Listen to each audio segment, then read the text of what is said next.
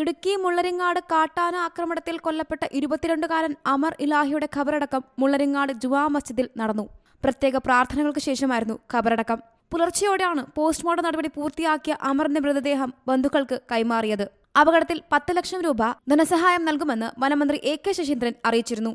അതേസമയം സംഭവത്തിൽ പ്രതിഷേധിച്ച് വണ്ണപ്പുറം പഞ്ചായത്തിൽ LDF, UDF, NDA മുന്നണികൾ ഇന്ന് ഹർത്താൽ പ്രഖ്യാപിച്ചു. കാട്ടാന ശല്യം തടയാൻ കിടങ്ങ് കുഴിക്കുമെന്നും ഫെൻസിംഗ് സ്ഥാപിക്കുമെന്നും വനംവകുപ്പ് പറഞ്ഞിരുന്നുവെങ്കിലും ഒന്നും നടപ്പായിട്ടില്ല. MP ഫണ്ടിൽ നിന്നും ഫെൻസിംഗ് നിർമ്മിക്കാനുള്ള തുക അനുവദിച്ചിട്ടും നടപ്പാക്കാത്തത് വനംവകുപ്പാണെന്ന് ഡീൻ കുര്യാക്കോസ് MP ആരോപിച്ചു. ഇപ്പോൾ മുള്ളരിങ്ങാട് മേഖലയിൽ കഴിഞ്ഞ 1.5 വർഷക്കാലമായി 10-15ലധികം വരുന്ന ആനകൾ സ്ഥിരമായി ശല്യം ഉണ്ടാക്കിക്കൊണ്ടിരിക്കുകയും ജനവാസത്തെ സാരമായി ബാധിക്കുന്ന തരത്തിലാണ് കാര്യങ്ങൾ പോയിക്കൊണ്ടിരിക്കുന്നത്. അവസാനം അതിൻ്റെ ഒരു നല്ലൊരു ഭാഗം കഴിഞ്ഞ് എന്ന് വെച്ചാൽ 3 ആനകൾ മാത്രമേ ഇവിടെ അവശേഷിക്കുന്നുള്ളൂ എന്ന് പറയപ്പെടുന്നു. 3 ആനകൾ അവശേഷിക്കുന്ന സമയത്താണ് ഒരു മനുഷ്യജീവനിലൂടെ പോകുന്നത്.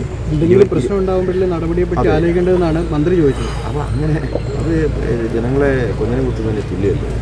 അതൊരിക്കലും നമുക്ക് ഞാൻ ഈ കാര്യത്തിൽ ഇനിയിപ്പം എന്തുകൊണ്ട് ഞാൻ ഇന്നലെ വകുപ്പ് മന്ത്രിയെ പോലും ഞാൻ ഫോൺ വിളിച്ചില്ല. എൻ്റെ കാര്യം എന്ന് വെച്ചാൽ ഞാൻ മടുത്തിട്ടാണ്. ഈ ഒരു കാര്യവുമായി ബന്ധപ്പെട്ട് ഒരു ശക്തമായ ഒരു ഇടപെടൽ ഉദ്യോഗസ്ഥന്മാർ പറയുന്നത് മാത്രം കേട്ടുകൊണ്ടല്ല ഭരണാധികാരികൾ കാര്യങ്ങൾ നേതൃത്വം കൊടുക്കണം, അല്ലെങ്കിൽ അതിൻ്റേതായ രീതിയിൽ പോകണം. അപ്പോൾ തീർച്ചയായും നമ്മൾ യോഗം വിളിച്ച് ഇക്കാര്യത്തിൽ ഇത്തരം മേഖലകൾ ഏതെല്ലാം പ്രദേശങ്ങളിലാണോ പ്രശ്നങ്ങളുള്ളത് അവിടെ കൃത്യമായി ഒരു ഇടപെടൽ ഉണ്ടാകണം. മുള്ളരിങ്ങാട് പ്രദേശത്ത് ഇറങ്ങിയ കാട്ടാനകളെ അടിയന്തരമായി കാട് കയറ്റണമെന്നാവശ്യപ്പെട്ട് നാട്ടുകാരും രംഗത്തുണ്ട്. സംഭവത്തിൽ സോളാർ വേലി സ്ഥാപിക്കൽ, RRT സംഘത്തിന്റെ സേവനം ഉറപ്പാക്കൽ തുടങ്ങിയ കാര്യങ്ങളിൽ ഉടൻ നടപടി ഉണ്ടാകുമെന്ന് മന്ത്രി റോഷി അഗസ്റ്റിൻ അറിയിച്ചിട്ടുണ്ട്.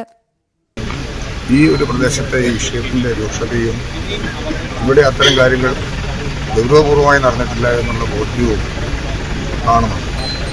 അത് പരിഹരിക്കേണ്ടതും ആവശ്യമാണ്. സാധ്യമെങ്കിൽ ഈ ഒരു മേഖലയിൽ പ്രത്യേകമായി കണ്ടുകൊണ്ട് തന്നെ ഈ ജീവൻ വെളിഞ്ഞിട്ടുള്ള ദുഃഖം ഈ നാട്ടുകാരുടെയും ഇതിലുള്ള എല്ലാവരുടെയും വിഷമമാണ്, സഹിക്കാനാകാവുന്നതല്ല എന്ന ബോധ്യം എൻ്റെ മനസ്സിലുണ്ട്. അതുകൊണ്ട് ഇടുക്കി പാക്കേജിൽ നിന്നാണെങ്കിൽ പോലും ഈ ഒരു പ്രദേശത്തെ സുരക്ഷമായ വേലികൾ നിർമ്മിച്ച് ഇവിടുത്തെ ജനവാസത്തിനും ഭാവിയിലും ഇത്തരം പ്രശ്നങ്ങൾ ഉണ്ടാകാതിരിക്കാനായിട്ട് പ്രത്യേകമായി ശ്രദ്ധിക്കും.